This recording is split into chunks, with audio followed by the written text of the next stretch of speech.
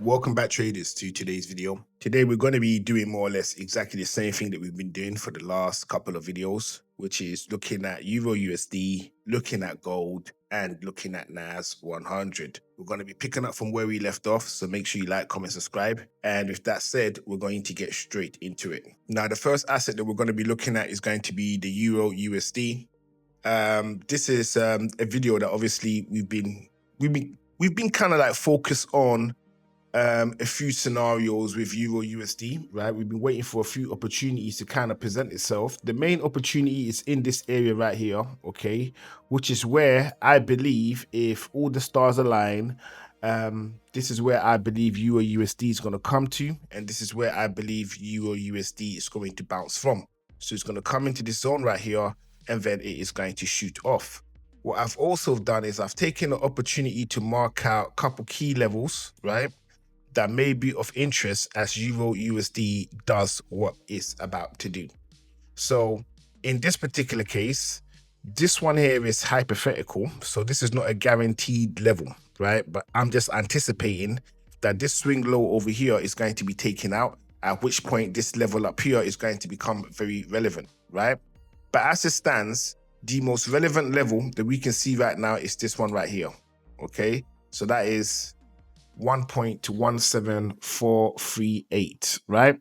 Now, the reason why I'm highlighting this, even though we can clearly see the price is pushing downwards, is that this potential, should price come into this zone right here, it is going to give us the opportunity to pick up EURUSD at a discount, therefore giving us maximum amount of profit. And in this position, we're going to be in it for a good couple of days, right? As price begins to move to the upside. So there's going to be a lot of gains in it for us should things pan out how I've described in this video, right? So these are the moves that we're looking for in EURUSD, but it's also important that I say this as well. If price does come into the zone, it will need to take out one of these levels, right? So if price definitely comes into the zone, this level here will be relevant, and we're going to need that level taken out. Reason why we're going to need that level taken out is if I go into a higher time frame, say the 4 hour, and let's just say the day, right? If I go into the day, right, we can clearly see that EURUSD is in a channel, right? It's in the supply side of the channel, as we can see. So this area right here is what we will say is the supply zone.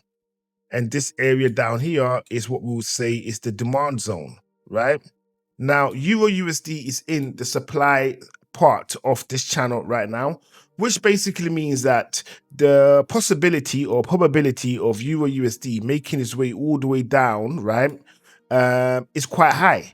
So although on the smaller time frame, I'm looking for an opportunity where price comes into this zone over here. Okay, so let me just highlight this zone so at least you guys can see it. As a matter of fact, let me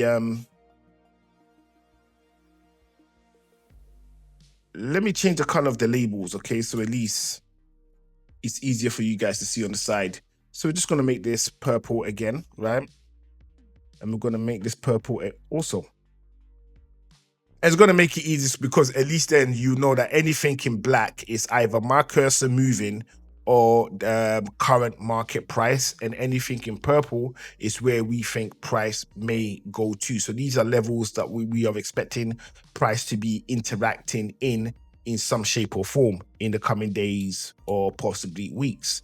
So like I said, when we look at this on a day, okay, we can see that if price makes its way down to this zone right here, okay, we're going to need it to push back up again so that we can tap in to ride it to the upside. But the serious money that's in it for us, the serious dough that's in it for us, is in fact this level right here being taken out.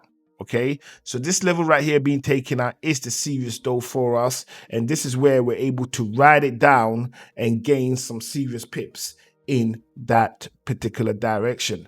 Now, like I say, I'm not a financial advisor giving you financial advice. I'm only just sharing my technical analysis with you all. And like I said, I want everybody to win because I want to win. So I can only give the energy of everybody winning and have that come to me, because it is my intention to give you the best analysis possible. So with that said, the play with Euro USD is still there. Okay, on a shorter time frame, we're looking for a move to the upside, but however, we could get a move to the downside. And with that said, we know what to do and how to do it. Now, before I even jump onto the next part of the section, let me just put a little price point here. Okay, so at least we have that as well. So if we're looking for moves to the downside, let me just highlight this in red. Right, if we're looking for moves to the downside, this is the level that we need taking out. Okay, and that is 1.13941. That's the level that we're looking at. Right, anything outside of that is pushes to the upside. As we can see right here, we have the clear range. It's been in this range for a while now. Okay, so pretty much every single video that I've been doing, especially at the beginning of this year of 2026, Euro USD has remained in this one formation and it hasn't moved, and we're waiting to see if it is going to move or not. Right, so that's that take on that. The next asset that we're going to look at right now, the next asset that we're going to be looking at right now is we're going to take a look at NAS, right?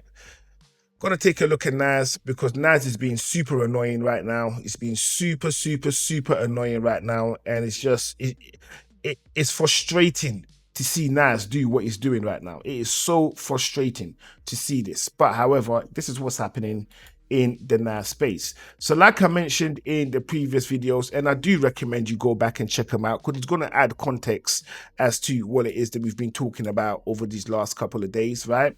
Is that NAS has gone into a squeeze, right? And it's maintaining that squeeze. So this is the squeeze that NAS is in right now, okay? It's in a squeeze, as we can see, right? We do have a flat surface at the resistance level, which is where price is struggling to break above.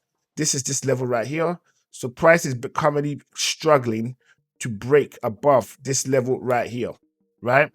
And in all fairness, it's an easy trading opportunity if you're in it for short little gains, short little scalps, with meaning, right? In the sense that whenever price is coming up into these zones over here, okay, effectively you can just short it downwards, right? So we have at the moment 4 touches in this zone where price has come in 4 times. Let me make this a little bit bigger.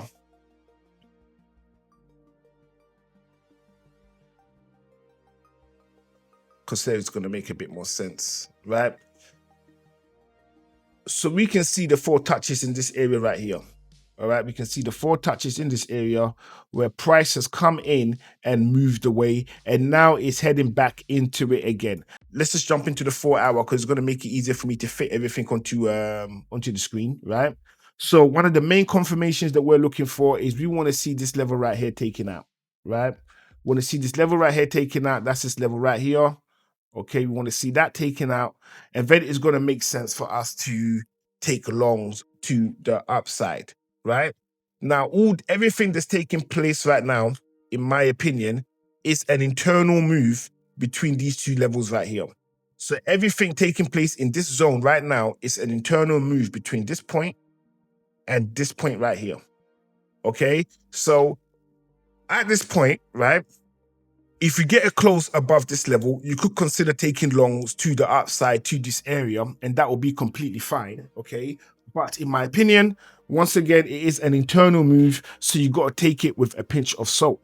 At the same time, if we get a close below, say either this level or this level right here, you can be very comfortable in taking shorts to the downside to this zone right here. And once again, this is all internal moves within these 2 levels that I've just recently pointed out.